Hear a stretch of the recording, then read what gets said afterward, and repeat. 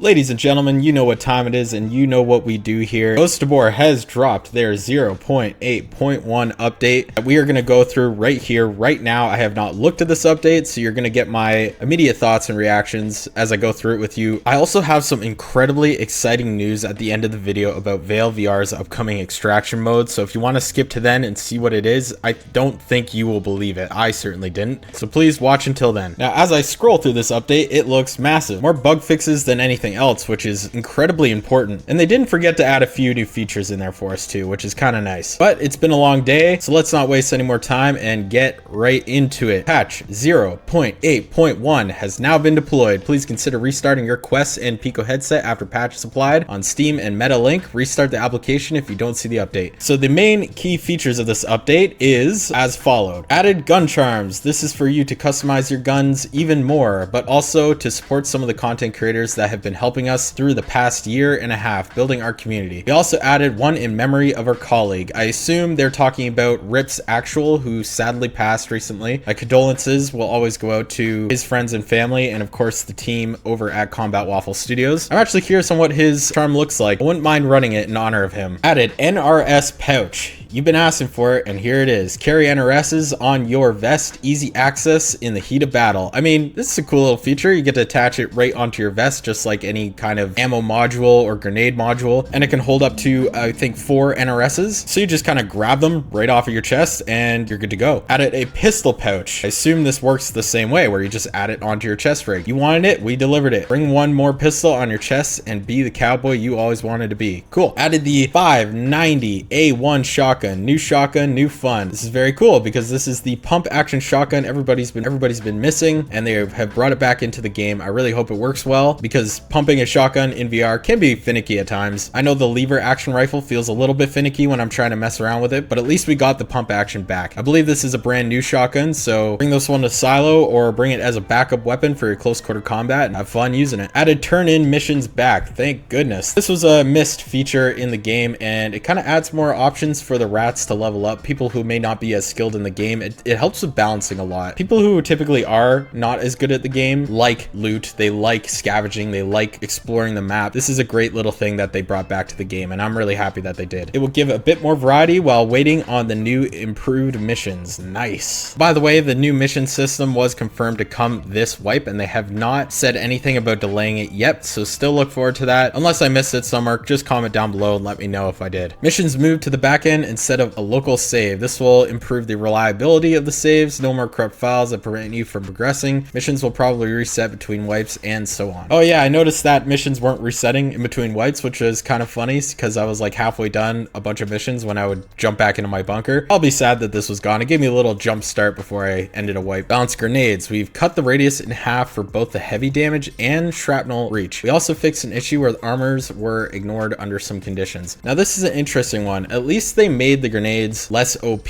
but they still haven't added any real like sounds to the nades besides like when you pull the pin and throw them. I think it's really crucial to add sounds to the grenades when they hit the ground and land by you so you know to move, and also like increase the fuse timer. They all act like VOGs or like really quick reacting grenades, and also we really need to see a reduction in impact grenades. In Tarkov, those are like such rare things to find to get a hold of because they're completely overpowered and just encourage naked players to run around trying to take us all out. Another issue that I am and am not surprised that they haven't tampered with is actually the throwing itself. Grenade throwing feels generally weird in this game, especially when you compare it to other games. I'm using a Quest 3 through the PC, and a lot of things don't feel right when you're letting go of things. Things are still flying out of my hands backwards, and grenades are still falling to the floor, and it's really messy, and it makes me feel reluctant to even use grenades. I hope they know that this is still an issue in the game because I have problems with it all the time. Not everyone is. I realize every time I bring this up, a lot of people say, no, they feel fine to me, but I do play a lot of other VR games, and it feels far more natural throwing things in those games as opposed to Ghost of Tabor. I really hope they tweak this and get it right someday. So still, in my mind, a lot of issues with grenades and how they balance that piece of equipment. So moving on to some new features, they added gun charms, obviously, NRS pouches, added a pistol pouch, added 2 new songs to the market, replacing 2 songs. They've replaced the songs so much it feels like a damn playlist at this point. Added the shotgun, added turn-in missions, added new spawning logic to wait for the player's loadout to spawn before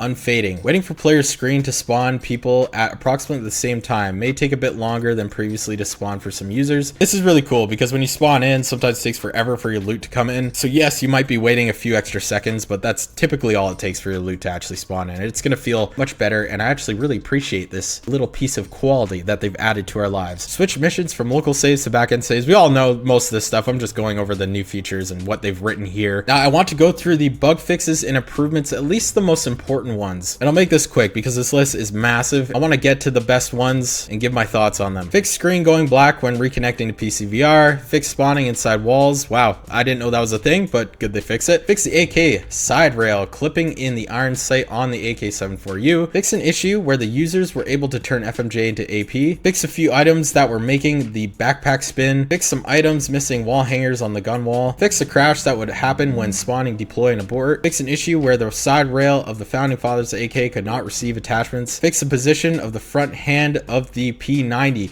I have mentioned this so many times and everyone told me I was crazy. This is cool. I can't wait to actually use it and see my hand actually be sitting in the proper spot, because before you would just like grab that little nub at the front of the P90. Alpha Bro specifically told me there was no issue with this. There's definitely an issue with this. It drove me nuts. It's getting fixed. Thank God it's fixed now. I want to see for myself though, even though I never used the P90, but it's great that they addressed this anyway. Fix the ammo cost not showing correctly in the kiosk. Fix an issue where doors were showing closed despite being open when very far away. Oh, that is really nice. I remember coming up to the docks and looking through the window, and the door would actually not be there from far away. I could see if somebody was camping at that door, and I've actually killed a few people waiting for me there. I think twice I've had that scenario happen, and it's very unfair for the people trying to camp. Even though they're camping me, there's still some grace for them. They're being called out by buggy doors, and that's just not appropriate. Fix the default positions of the compass being too low. Fix the bug where the gear tech backpacks would not save the gun slot if the weapon inside was put there by another player. Fix moving grenades and guns going through walls. Fix DLC weapon magazines being empty. Fix some issues with the bunker cat. Fix an issue where the back door of the church was closed at night even though the cultists weren't there. Fix an exploit with the MVGs. Fix an issue where ammo loader would show the previous ammo type even when loaded. Fix a typo on the Sega drum mag. Fix an issue where some magazines would not correctly save rotations on shelves when stored. That is actually a huge one. I like to store my magazines on a shelf in the kiosk room, and every time you go back in there, they'd be all over the place. It'd just be super messy. I hope they just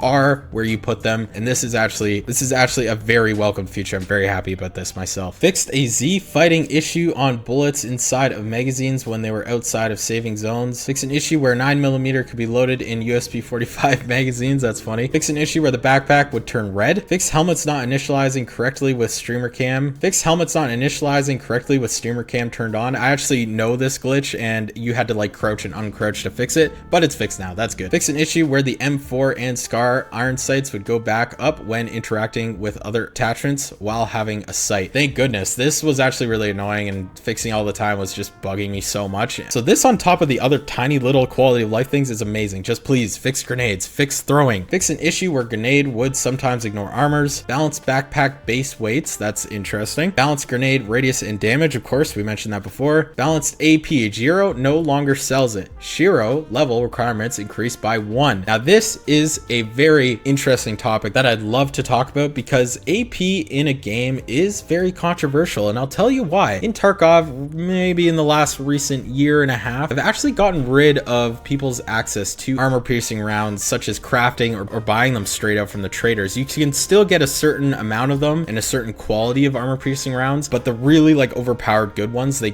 made it so you have to find them in raid exclusively. Now bringing AP up to a higher level doesn't really solve the issues that we're currently having. Yes, they raised the bar to entry to get AP, but they just made it almost more imbalanced in a different way. People who play the game more and longer have access to AP, only creating a wealth gap of players who have time to play the game a lot more anyway. Like I said, Tarkov solved this by getting rid of AP rounds from traders and making them a rare found in raid item. And the entire community in Tarkov agrees that it's so much better. Fights are drawn out way longer. There's way more dynamic to fighting. You're not just going around assuming everybody has it and you're just gonna get one tapped, no matter what kind of armor you have. Having AP this available in a game makes armor pointless, because even in this time in the wipe, everybody still has it, or everybody will have it very, very soon. So in my opinion, just make armor piercing rounds found in raid only. I find a ton of them already, and when you do get killed by them, it'll feel like, okay, this guy found those. He got lucky, you know, he scavenged the map, he worked for these AP. He didn't just like level up and kind of just have them all the time. time. Well, he worked hard to level up, but once he did that, he just has access to them no matter what. I just think it would be a lot better to kind of reduce the availability to armor piercing rounds to a very low chance. That way you actually have to strategize when you have them. Maybe just top load your mags, maybe just use one mag or your first mag with AP. Maybe you have to change your mag from AP to FMJ if you're shooting Phoenix, and vice versa. There's a little bit more dynamic to a game when you actually do this with armor piercing rounds. I believe that this might be a thing in the future. They may do exactly what I'm describing because it was such a successful idea in Tarkov. Anyway, I won't rant about that anymore. Of course, it ends it off with one singular map fix, that is Maka Mies Underground. Fixed an entrance that was making the screen go black when stepping in it. I know exactly where that entrance is. It was the entrance going into the long hallway that was going into the bunker. Every time you'd step in and out of it, your screen would go black. That is so annoying because when you have to step out into the hall, you have to check your surroundings very quickly, and your screen was just black. So I'm super happy they fixed that. Even though I don't really play Maka Mies Underground very much, it is still nice knowing that you can get out of there with your GPU or whatever rare loot's down there and not have to be like blinded when you're going out into a long corridor. That being said, ladies and gentlemen, I do want to bring you to some fairly unrelated news about another extraction shooter coming to VR, and that is of course Vale VR's extraction shooter mode. We have no date on this yet, and if you're wondering how this extraction shooter is going to be, I have some extremely exciting news for you because I know a thing or two on how it's going to be because the CEO of Axe Labs actually hired me to design this game mode for them. I'm currently staying up until 2 in the morning designing a document called a GDD, a game design document, and I am writing this entire game mode out for the future of Vale's new extraction mode. Whether or not they use my ideas is really up to them, but I believe I'm the only one working on this currently. So if you're still here at this point in the video, please comment down below and let me know your ideas. Let me know what would be a great idea for an extraction shooter in Vale VR. I know this is completely biased, but I can tell you that this game mode is going to be incredible. We are not going to try to reinvent the wheel. We are really going to try to make Vale's extraction mode packed full of features and gameplay options for everybody to enjoy. And on that note, I do have a 30% discount code for Vale VR. For anybody who's interested in the game, it's highly polished, it's highly tactical, it is highly competitive, and I highly recommend it. I do not get paid for this, unfortunately, but that's okay. I just want to offer you guys a code. I think the best it'll do is give me some clout because they'll know that you used my code. And other than that, ladies and gentlemen, that is the entire update and news I wanted to share with you today. Please have yourselves a good day and have fun in your raids.